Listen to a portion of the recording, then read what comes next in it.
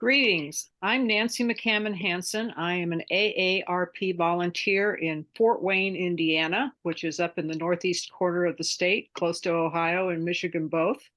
And I'm here today with Linda Dunno, who is our lead state volunteer, and Becky Weimerskirch, whom I've known for a number of years. We sat together at a Visit Fort Wayne event one time, and you urged me to get the extra large size jacket, which I did because they were giving away jackets to all of us, and I still have the jacket. And you were right; they did run small in size. So that's a reminder of the past. We're here today to talk about the Mayor's Age-Friendly Advisory Council in Fort Wayne, which is it's an interesting group, and I'm going to have these two ladies share with all of us some key points about that group. So as I understand it, the council was instituted in 2019, correct? Correct. And was this an idea from the mayor's office? And to let all of you listening in know, our mayor is running now, I think, for his 5th term in office. And he's been a Fort Wayne native. He's lived here all of his life, comes from a very large family, and he's in our age group. So he knows what it's like not to be a kid anymore. And was this his idea, or was it AARP's idea?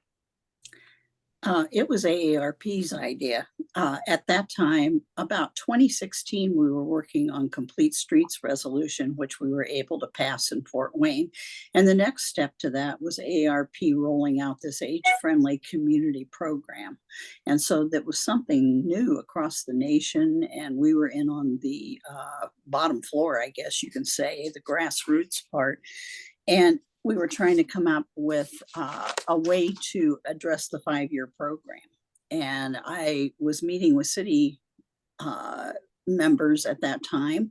And one of them, Karen Richards, shared with me that there used to be an advisory council to the mayor. Well, we looked over their rules or their contract and found out that it fit very nicely with age friendly, and we only had to make a few changes. So what we did was basically reinstitute the mayor's council and made it the age friendly advisory council to the mayor. Okay, I did not realize that it was kind of had been had been created years ago and was just being kind of rejuvenated, which is that's a neat thing. Now, Becky, you are the vice chair of the group, correct? That's right. And how did you get selected to be on the council, and how did other members get selected to be on the council? Well, my partner here, Linda, was the one who was very instrumental in getting this started and going around and recruiting us. She knew me from some collaborative things that had to do with transportation. After she hustled me to get me on this, she also found out that I'm a person who has spent a long time working with people with disabilities, especially those with physical disabilities and mobility issues, and being an ADA advocate.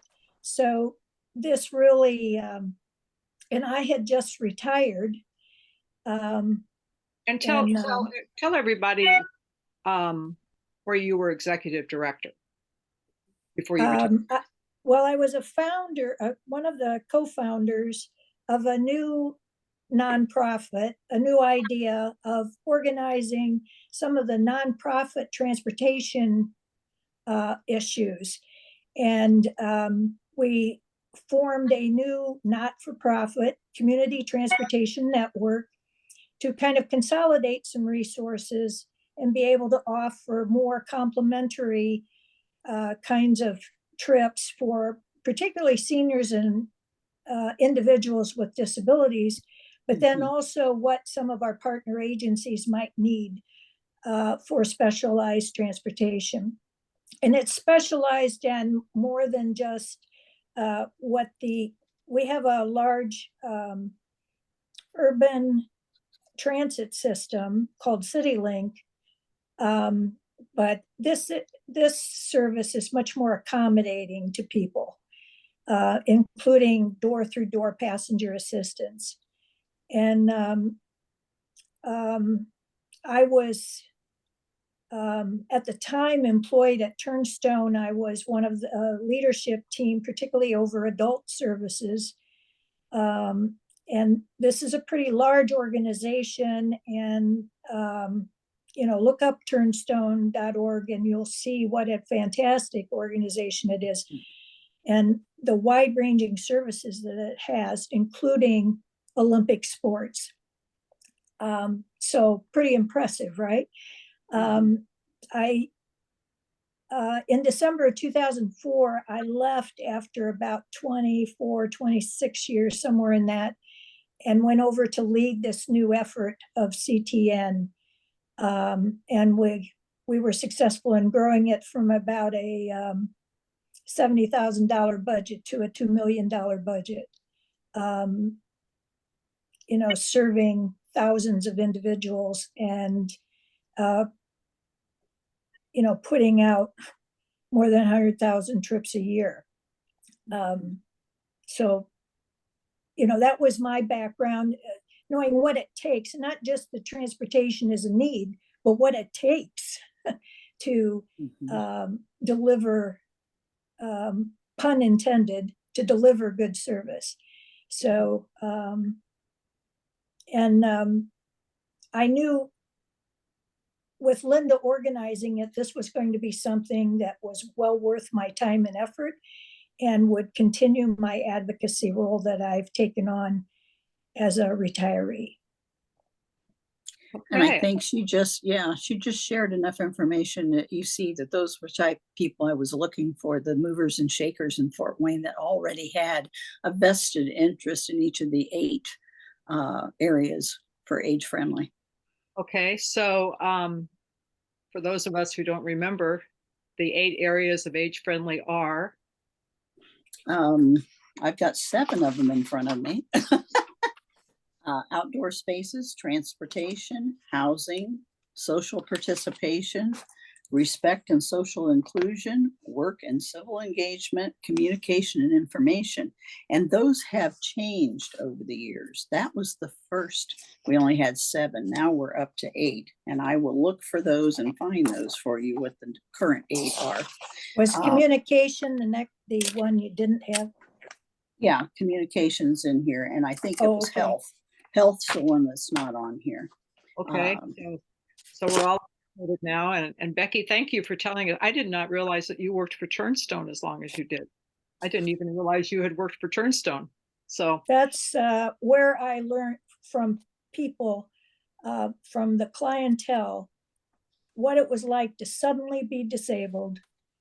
Your world's turned upside down. You just joined the largest minority group that you did not choose to join, and what it took to help people coming home, having had some rehab, but now what? And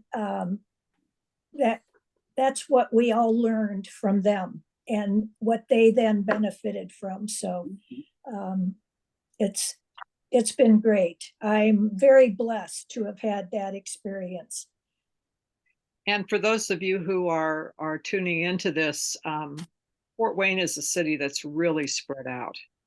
And if you don't drive and or you don't own a car, using the city bus service to get around is okay. But if you're also disabled,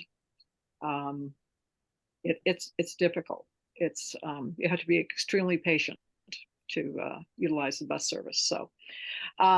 So this program, the Mayor's Age Friendly Advisory Council, is this something that AARP does nationally in different communities, or is this an Indiana thing, or? You have to commit. The city has to commit. This is how we ended up talking to Mayor Henry. We were in the process of doing a survey with Purdue Extension of about close to 500 seniors in the area as to what they see needed to be done. And then AARP came out with the age friendly. And like I said, it was really in the grassroots times.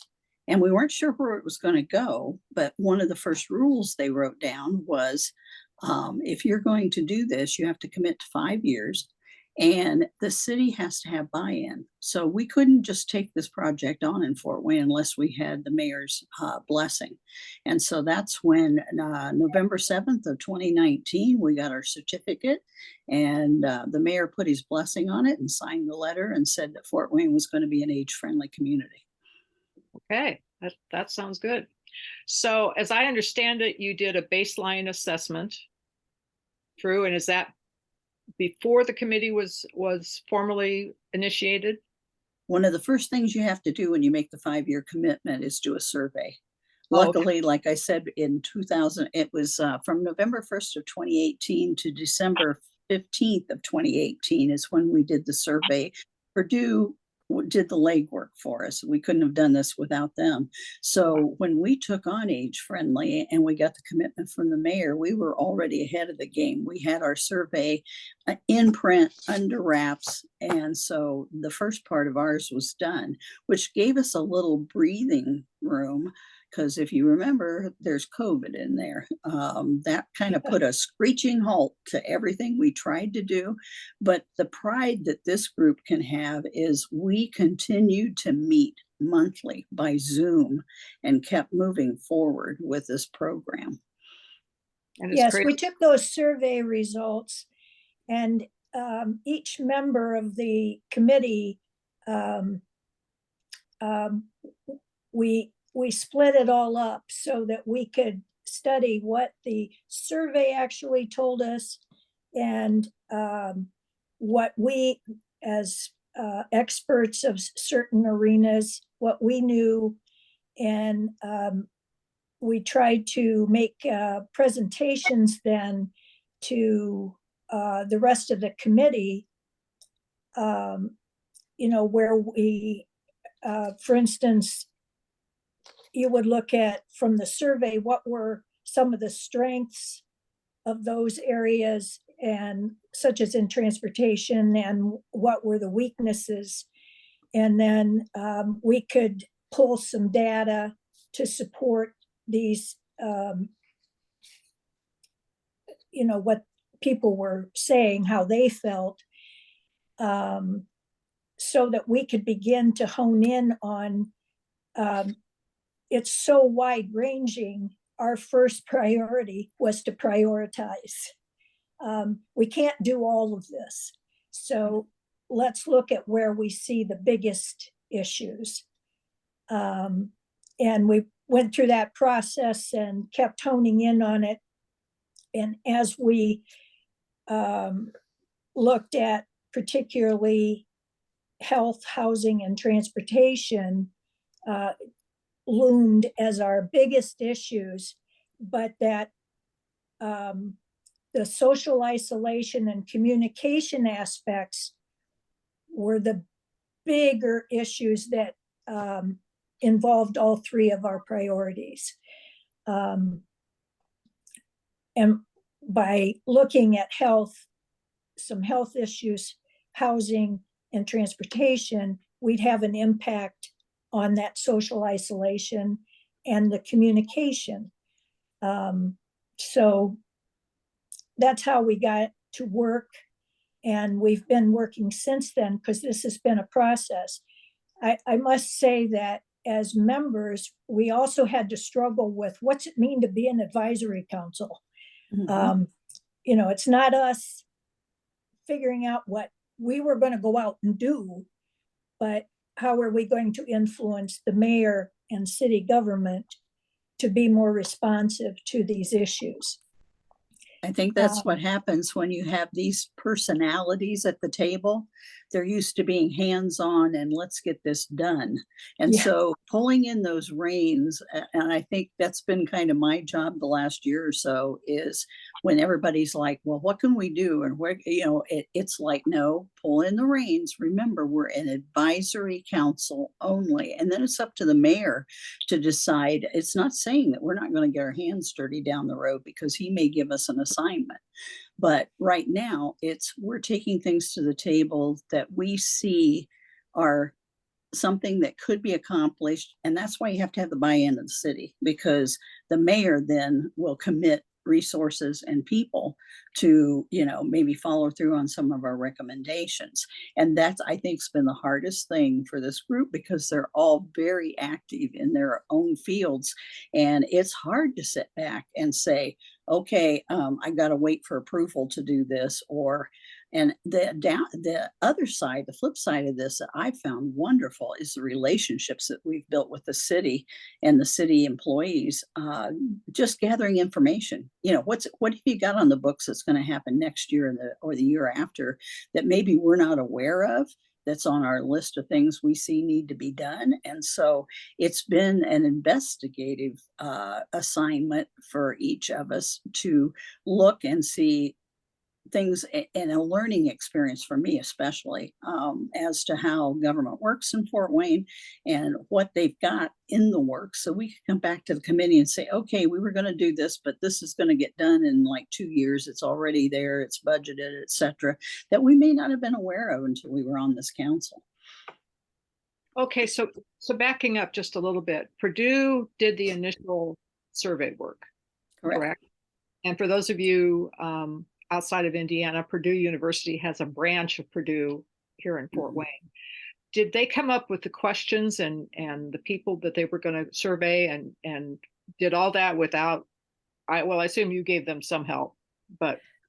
We gave them some input, but this was a project they've been wanting to do, and it was just kind of like partnering with them to get it done.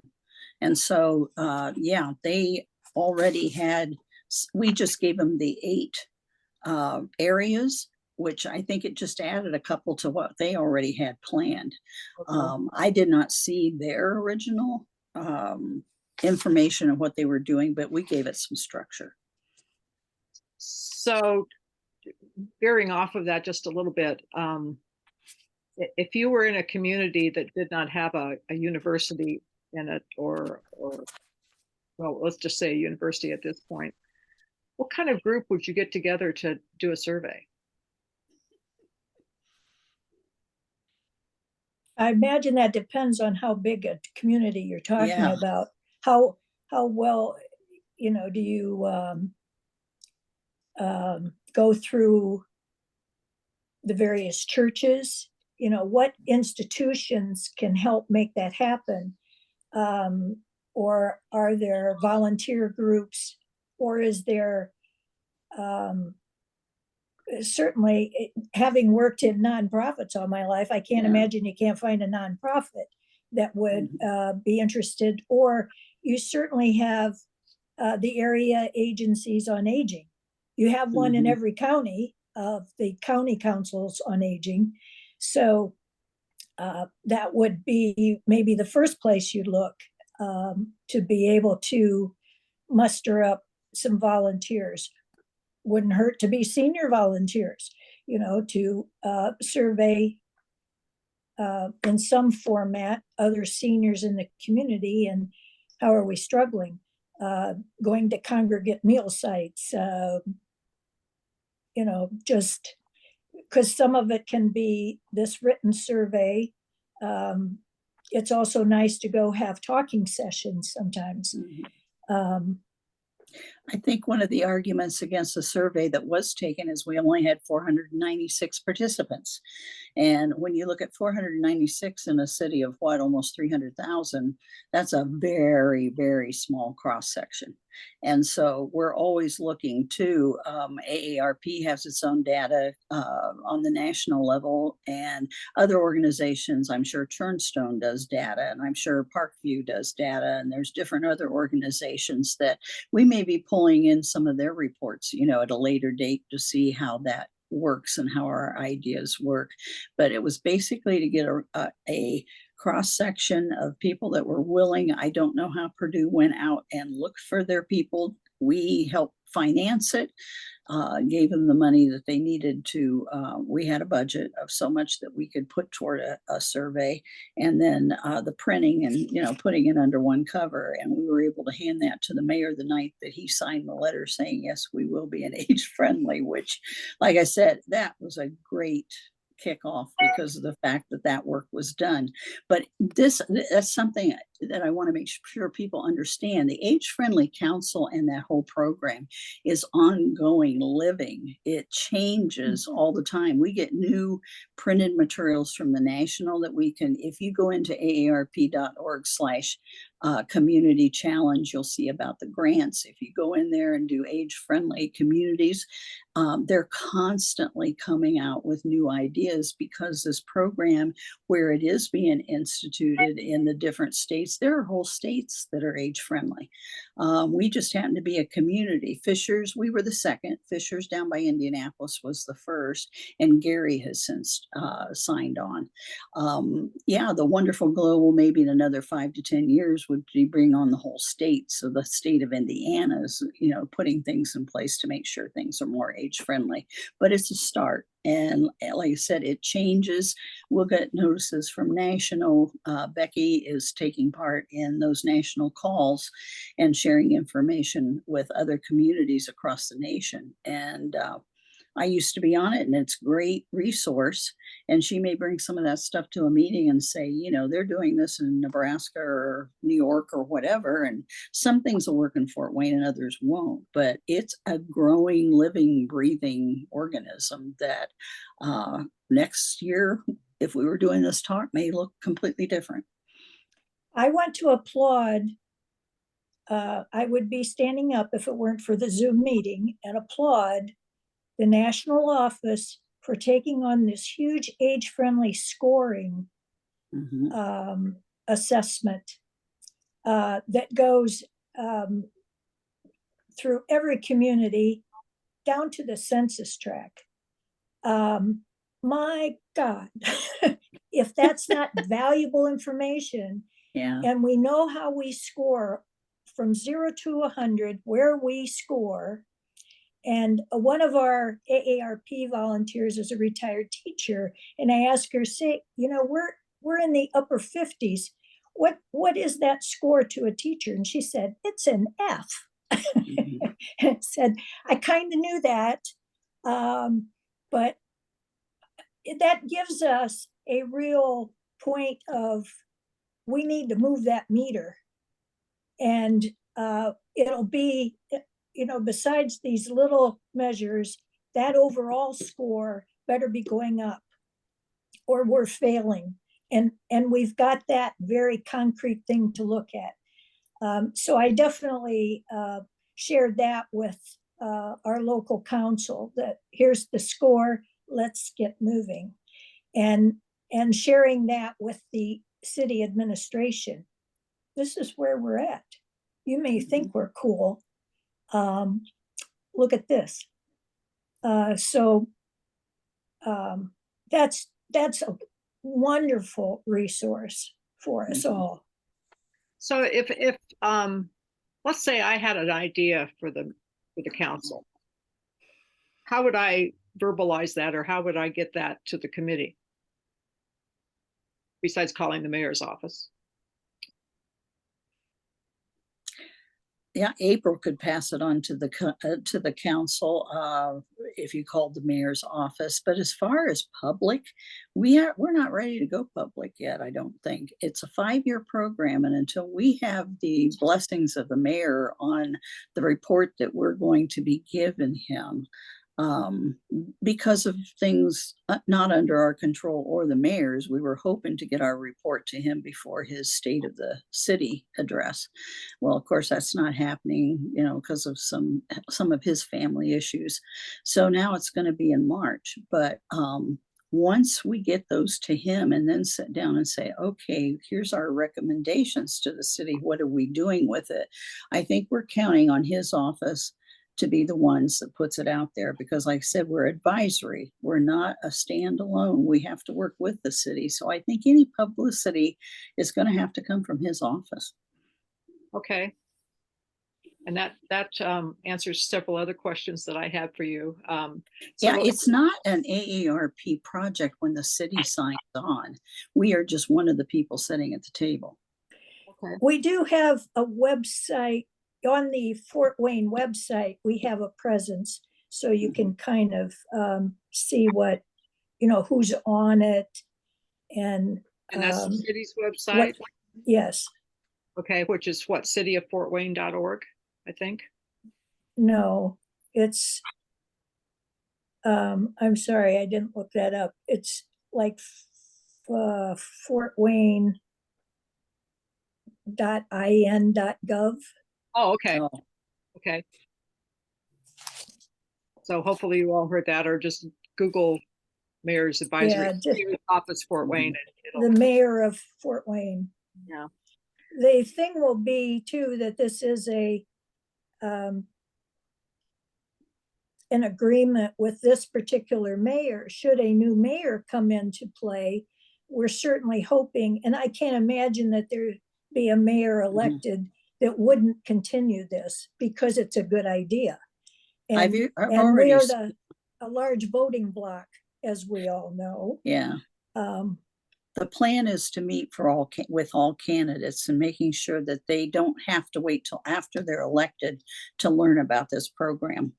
And, after you go into office, if somebody else ends up taking Mayor Henry's place, it's one of those things where they're learning everything. We don't want this to be one of those issues. And so spoken to one of the candidates who says, just name a date and we'll get together. So we're working on that behind the scenes, making sure that they're up and running. And we also supplied all this information to the city council back what things were available at that time before we did the complete streets, because we wanted them to be aware of what was coming down the pike.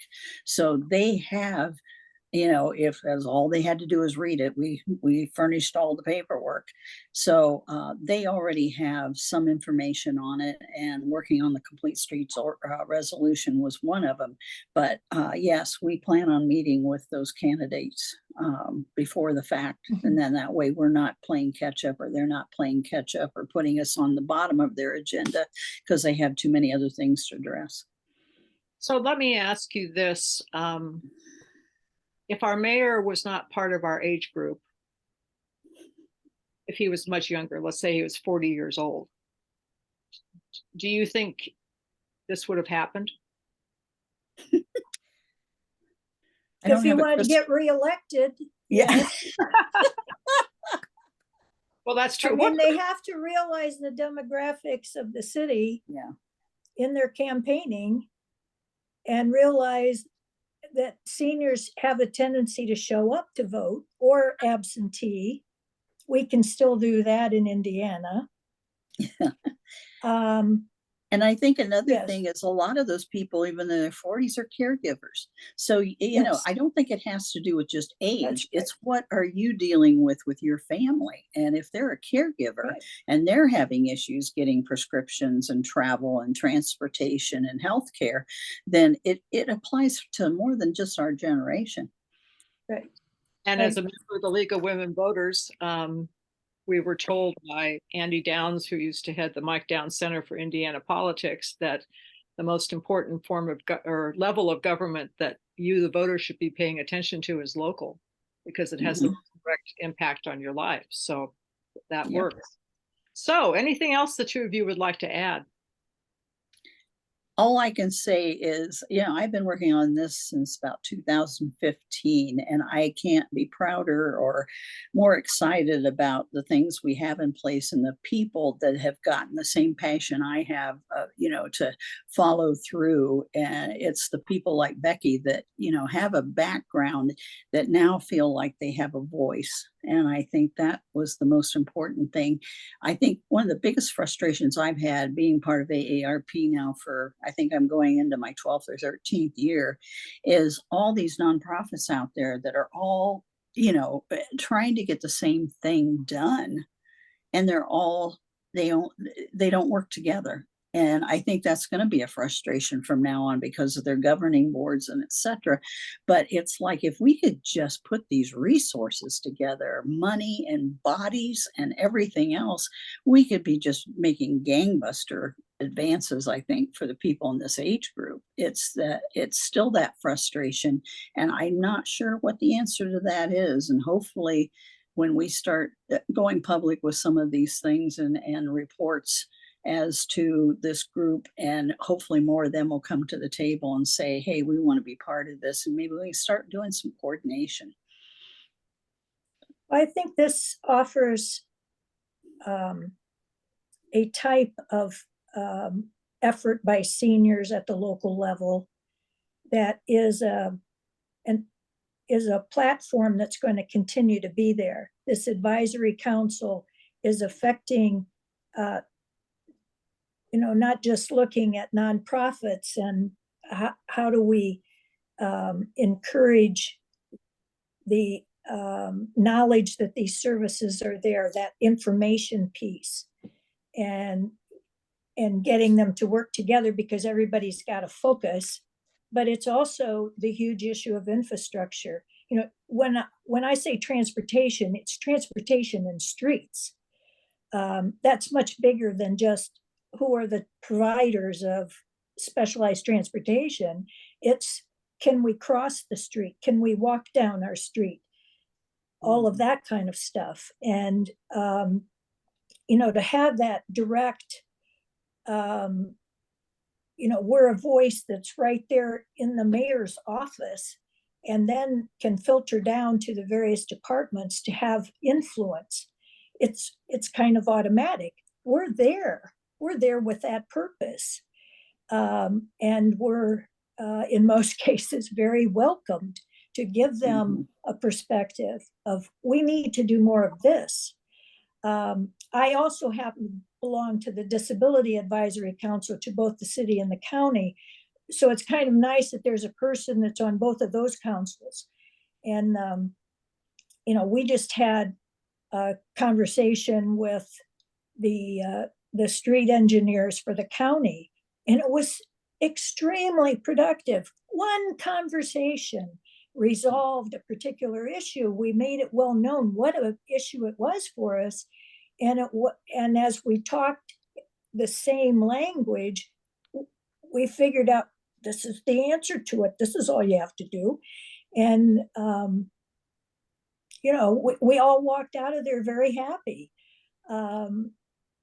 because they're, ADA's been around long enough that now they're going back to fix things that were done a while ago.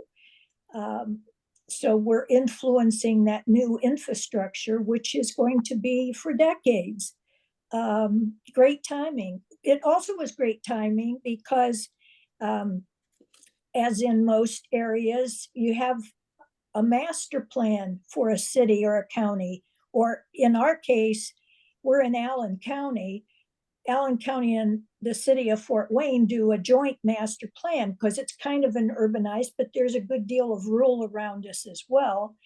And from that, there are more specific plans developed that are in alignment with it. Well, we were able to be involved in the advocacy as that was going on. There was plenty of open opportunities, and there we were. And there was Becky Weimerskirch going, yes, and I'm on the age-friendly advisory council to the mayor. I'm somebody who counts.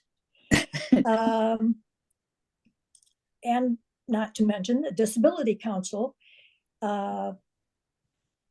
And we would like to see these things reflected in the master plan. There are some little projects that you can do, like traffic calming and a certain intersection, but when you're influencing the master plan and then working with our Northeast Indiana Regional Coordinating Council that handles all the federal funds that come in for highways, and now we have a seat at the advisory council, I think we're doing pretty damn well being only in existence since Yeah. 2019 with COVID. Yeah. So obviously we're energetic. You know, I'm the passionate one of the group. Not the only passionate one, No, not by but far. Yeah. but we've got that broad perspective, and you know, I can tell people too, and I'm also sitting here because I'm a senior and I want Mhm. options. Um, I think the respect that we've earned, and I do mean earned, with the city, and now that's trickling up, like Becky said, because they see us at different meetings and et cetera, and they know what we have to say has some meat to it. It's not, we're not just sitting there around a table eating cookies and drinking coffee and complaining because our trash, didn't get picked up last Tuesday.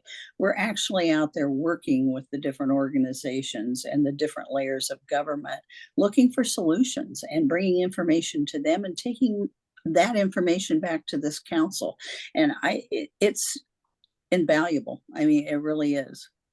and as the council, we were able to convene some of these various agencies that we wanted to hear from, who were addressing like health issues.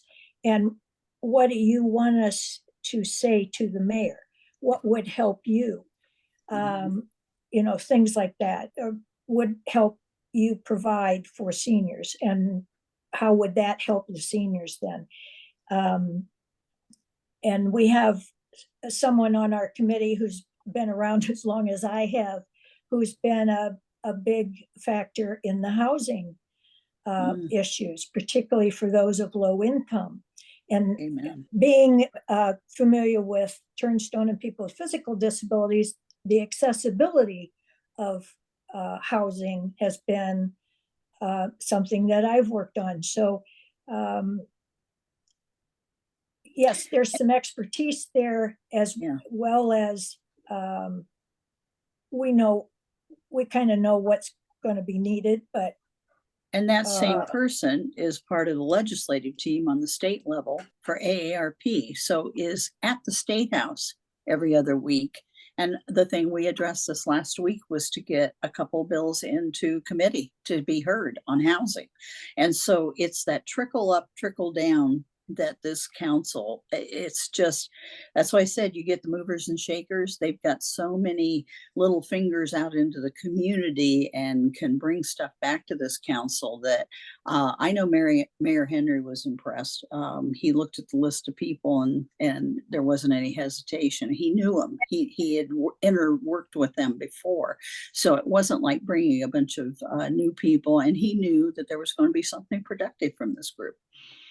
So in other words, we're both saying that the advocacy we learned from the 1960s is continuing on. And if we just don't wear the love beads anymore. because they finally broke, yeah. But as an older person, we know how to get things done because we've done it before. And we do it with respect. Yes. Yeah. We do it with respect, but we don't shy away from being able to confront some false impressions. Yeah. Like, tell it like it is. Yep. Also, I'd like to thank you both. This has been really interesting, and I've learned a number of things about this group and about the two of you personally. So I thank all of you who have been listening in. This is the Roost News, which is for AARP volunteers, and it's being put together by the Roost News team, I guess we call ourselves, so that you get ideas on projects that you might do, and or just to learn like I did today. So I thank Becky and Linda both for participating with me. And thank you. Thank you. Thank you. I want to invite everybody to come to Fort Wayne, which is the fastest growing urbanized area in the Great Lakes region. Yep. So we're very proud of that and have a lot going on as a tourist town, a sports town. So there's my pitch for Fort Wayne. Lots of nice hotels. So Yeah. Yes, we will leave it at that with an open invitation to come to Fort Wayne. And we thank you all for listening. thank you. Bye-bye. Thank you.